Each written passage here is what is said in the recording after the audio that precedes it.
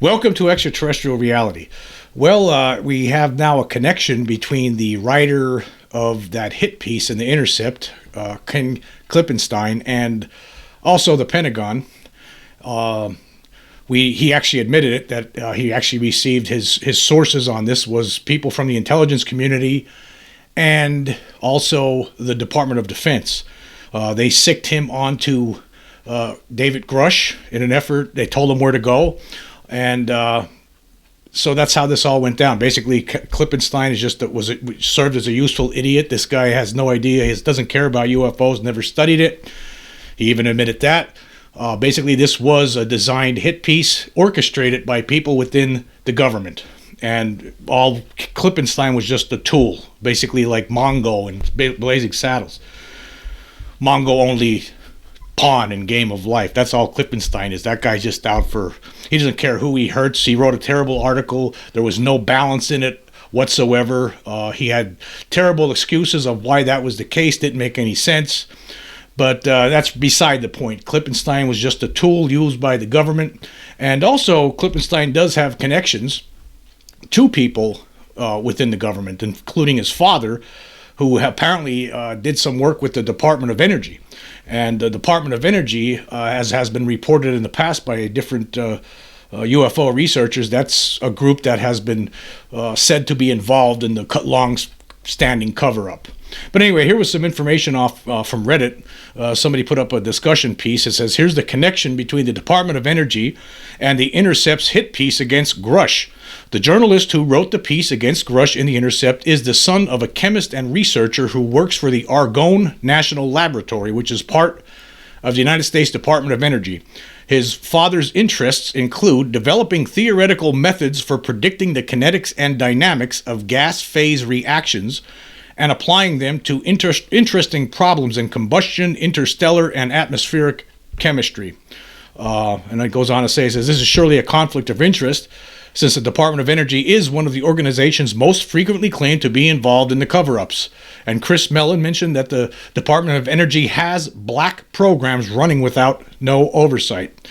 Ken has also tweeted about his dad before, which confirms the connection. Is it possible that that it was Klippenstein's father who did work for the Department of Energy? Is this the person, one of the people maybe, that had contacted him? In the article, he just talked about a colleague that was concerned, but now after the article was published, now he was in different interviews, he's been stating that it was members of the intelligence community and the Department of Defense who were bending his ear and telling him to go look for this information.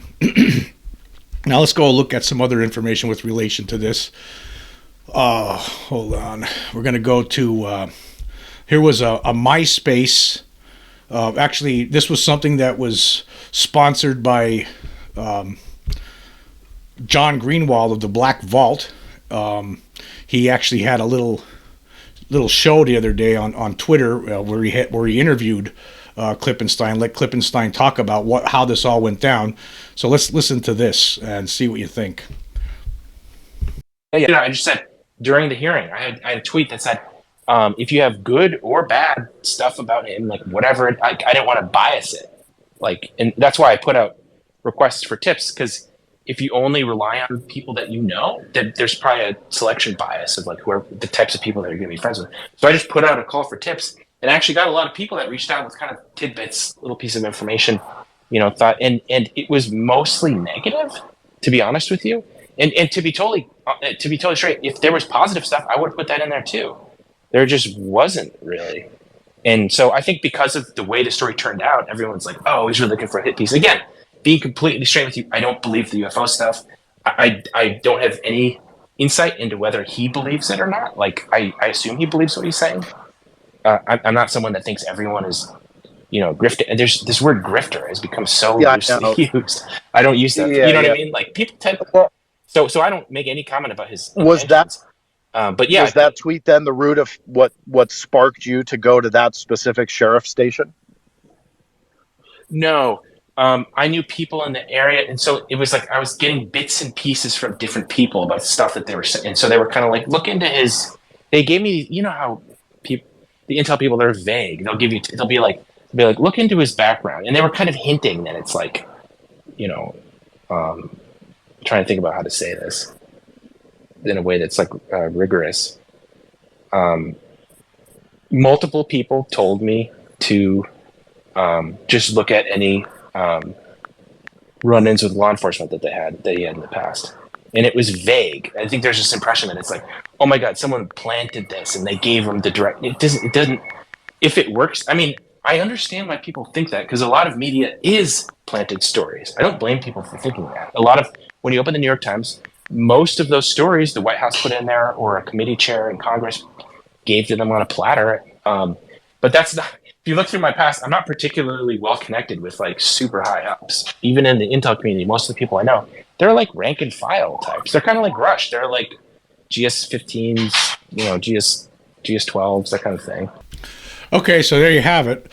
So basically, he's saying that he's basically saying that it wasn't the planted story like stuff in the New York Times where there are planted stories all the time, right? This was a planted story. He just admitted to it, and he's saying, "Oh, it's just I don't really do that," but he did do it. And then there was another interview that he had, and this was on Breaking Points, an online show.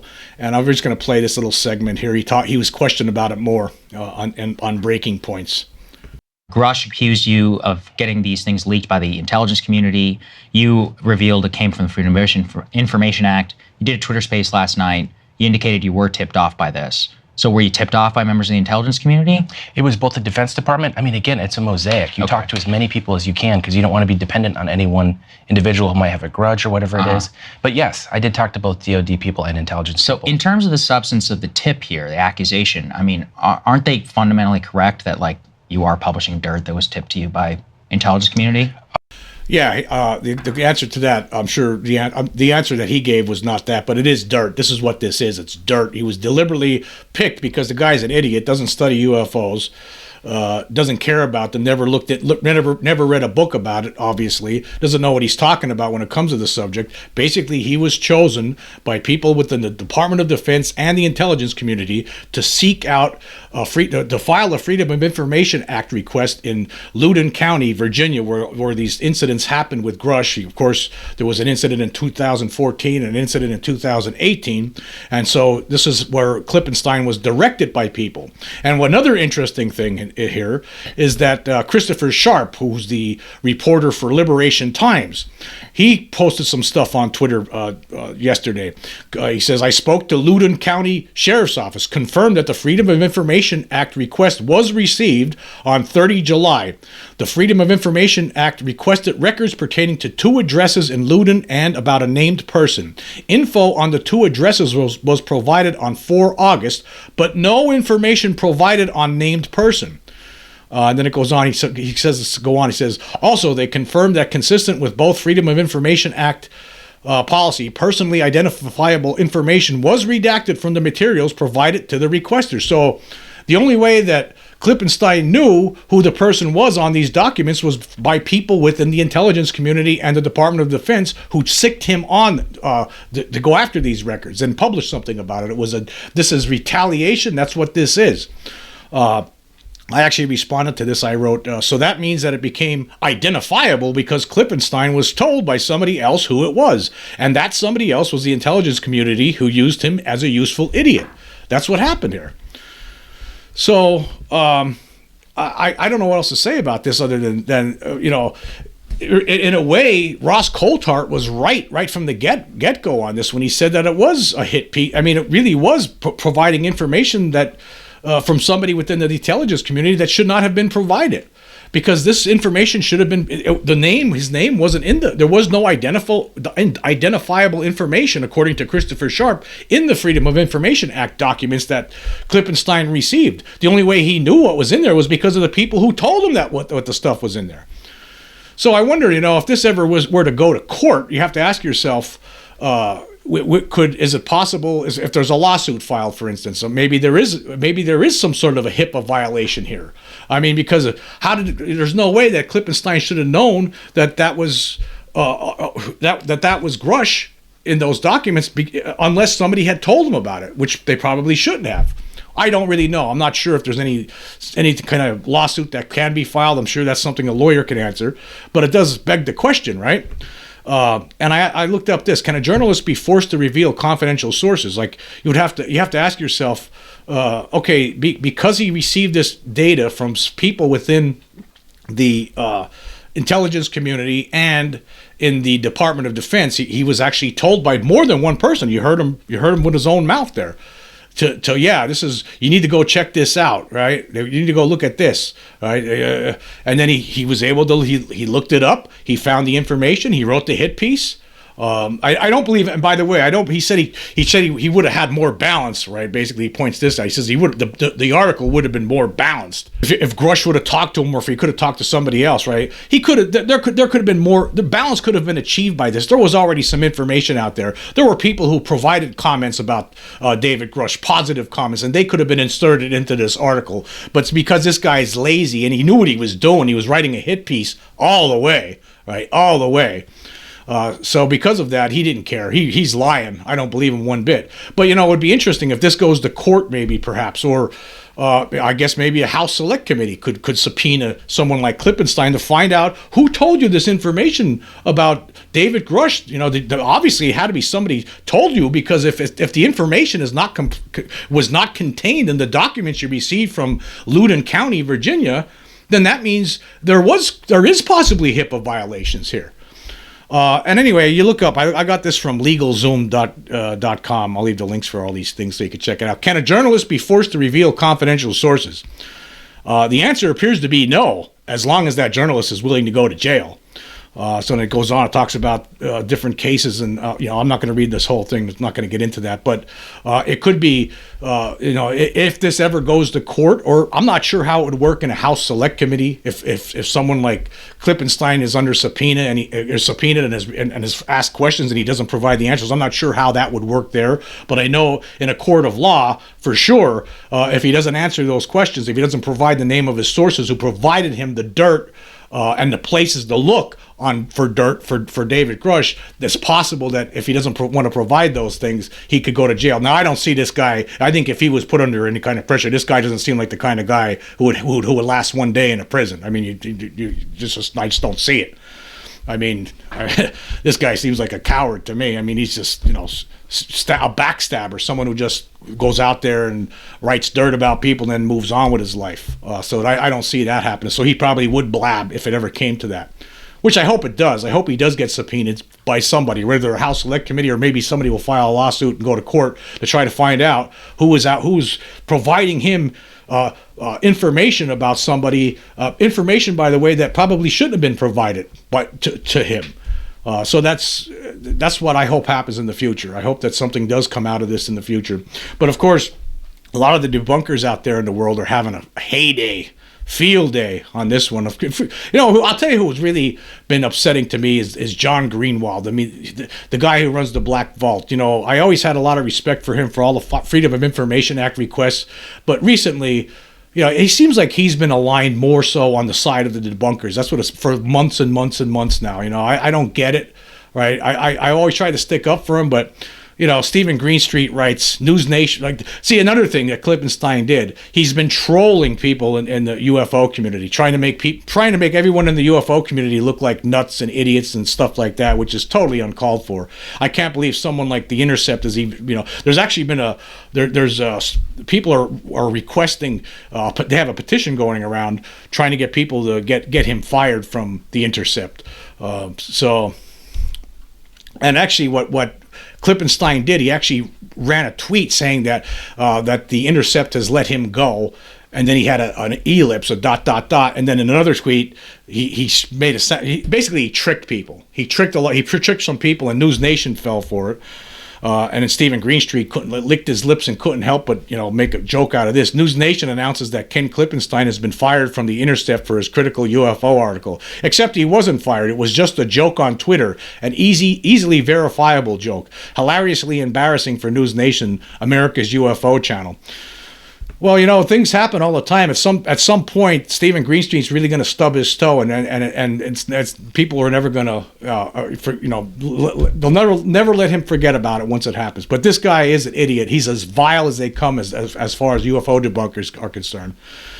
And see, John Greenwald had oh my God, like it's such a big deal that News Nation made a mistake. Mistakes happen all the time in news outlets. I'm sure that they will correct that mistake. But yeah, this is a troll. Ken Klippenstein just trolling people on Twitter, trolling the UFO community, trying to make people look like fools.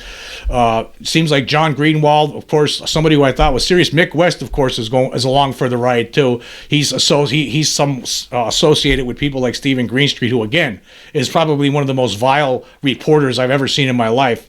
I can't believe that a big newspaper like the New York Post keeps him on, because the guy writes garbage. It's the same story over and over and over again. I don't know. He keeps telling everybody on Twitter about Skinwalker Ranch story that he wrote months and months ago. I mean, how many times do we have to hear about this already? He's like a broken record, right? These people, Greenstreet, John Greenwald, and Mick West, I mean, these people, they've become the three stooges for the Pentagon, the three Pentagon stooges. That's who they are now, as far as I'm concerned. These people are complete, absolute goofballs. Greenwald, over 20 years now, he's been filing Freedom of Information Act requests on a lot of it for UFO related materials. And what have we gotten? Where has he gotten us? Nowhere. The guy seems like his skin is as thin as onion skin. I mean, you say one thing about him, he blocks you on Twitter. The guy's a clown. He's a clown. He's aligned with people like Stephen Greenstreet, who's a vile scumbag, vile. And of course, then there's also Mick West, who's completely disingenuous. And again, these people, I consider them the three Pentagon stooges. They're so far up Susan Go's butt that they could see the back of her tonsils. That's what I see. But anyway. Moving on. Now, somebody contacted me the other day, a follower, and said that that the story with regard to the Peru aliens, that it turned out to be nothing but miners who are trying to scare villagers, gold miners who are trying to scare villagers using jetpacks on their back to fly around and things like that. And I tried to find some information on this, and actually just to point out that in the original story when I talked about this recently, in the original article, it was mentioned that was one of the suggestions, that was one of the theories that was thrown out there. I thought that sounded more ridiculous than the idea of extraterrestrials terrorizing these villagers.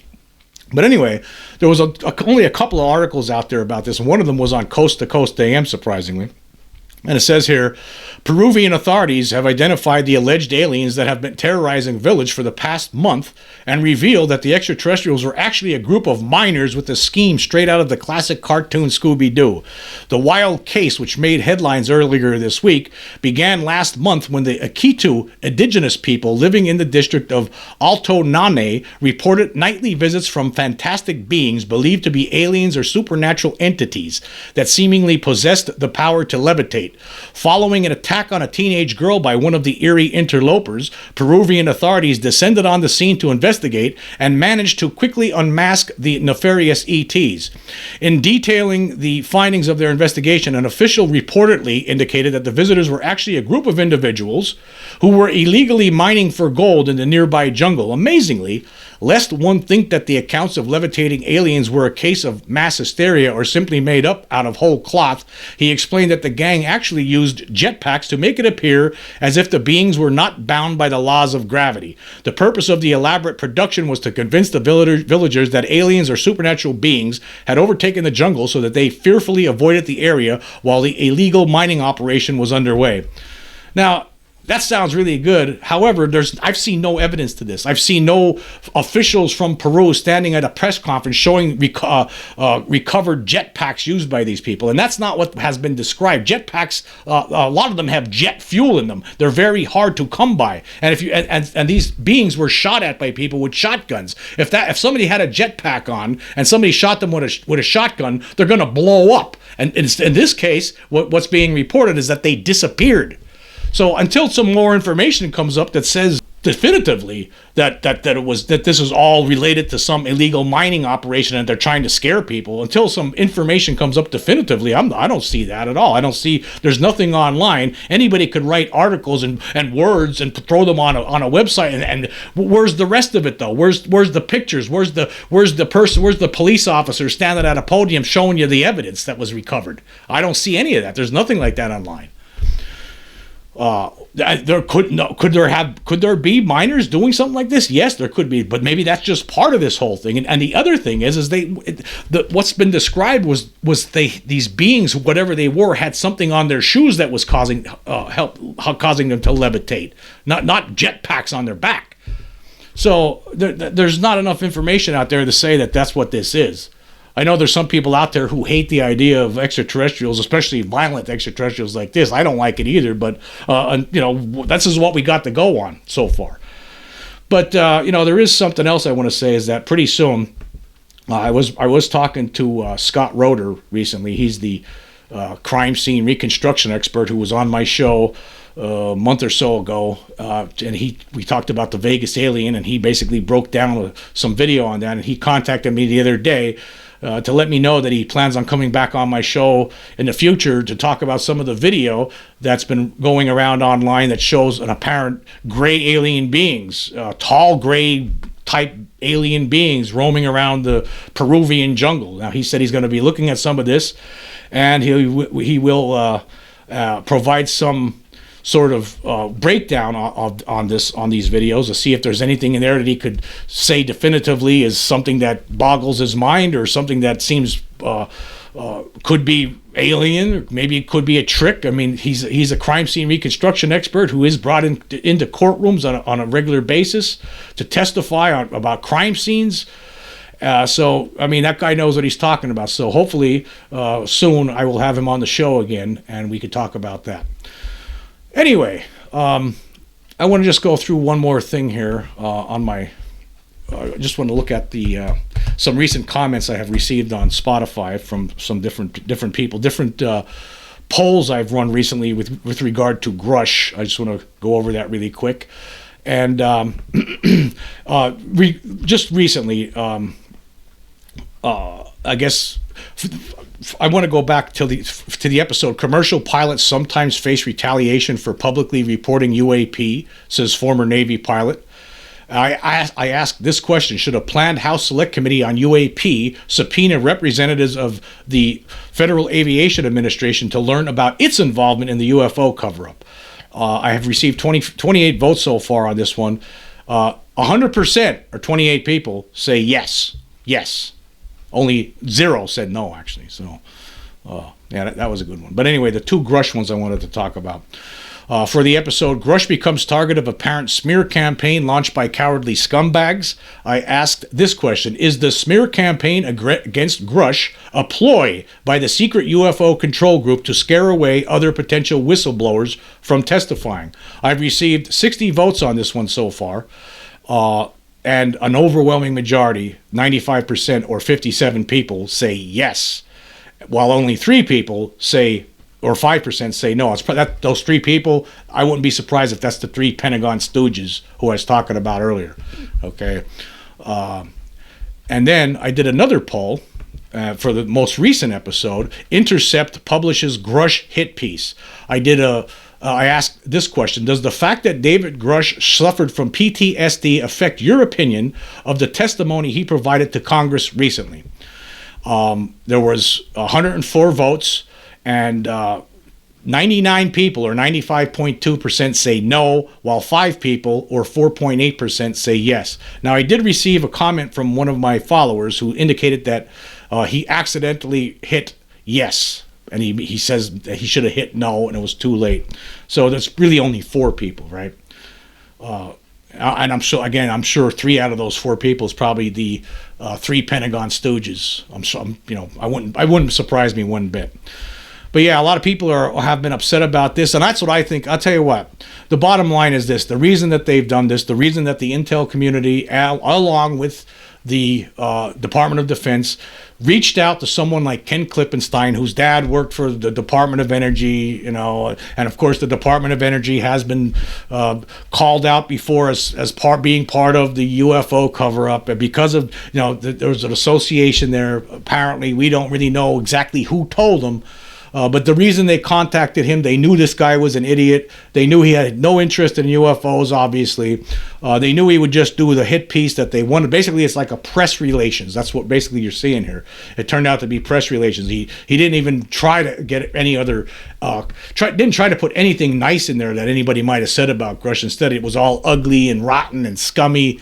And what he did was he tried to make him look terrible. And basically the reason they did this, right, is tried to scare away any other whistleblowers, because the control group does not want people to know about this. They want to control this whole narrative with regard to the UFO phenomenon. They don't want people to know the truth. I don't understand people like John Greenwald aligning himself with disingenuous jerks like Mick West or vile scumbags like Stephen Greenstreet. I don't understand that. But again, he's become part of the three Pentagon stooges, which has been really clear now. I mean, he could file all the Freedom of Information Act requests he wants. He's never going to get anywhere on this. It's just not going to happen. I don't believe that those records are kept by the government anymore. I believe that they are in the hands of the military-industrial complex. It's useless. Everything he's done for over 20 years is completely useless, and he has turned out to be as useless. To me now, he's useless. He's no good. I don't like him anymore. I don't like what he does. I don't like the fact that he hangs out with these jerks who, for some reason, are fighting very, very hard against the truth coming out. It's almost like they're. I don't understand someone like Greenstreet. I guess he gets a kick out of being a vile jerk. I guess he loves that kind of thing. Some people are like that. Some people are just, evil from within. Their hearts are black. And I think that he's one of those people. It's just a sad story. Apparently, Greenstreet started off as someone who was wanted to get more information on this. He was open to it. Then over time, it changed. Something happened. Maybe Lou Elizondo didn't do an interview with him, and he got all huffy and puffy about it. We don't really know what the story is. Or maybe Susan Go and the Pentagon, they had bent his ear a little bit. Who knows what the story is? Why he turned out this way? Why his focus seems to be, this whole thing is the UFO phenomenon is not just strictly localized to Skinwalker Ranch. It's worldwide. There's all kinds of things going on. But he just wants to focus basically, for the most part, largely on Skinwalker Ranch. Calls people who are trying to get to the bottom of it grifters, when really he's the one who's grifting. Again, they're the Three Stooges. What are you going to do?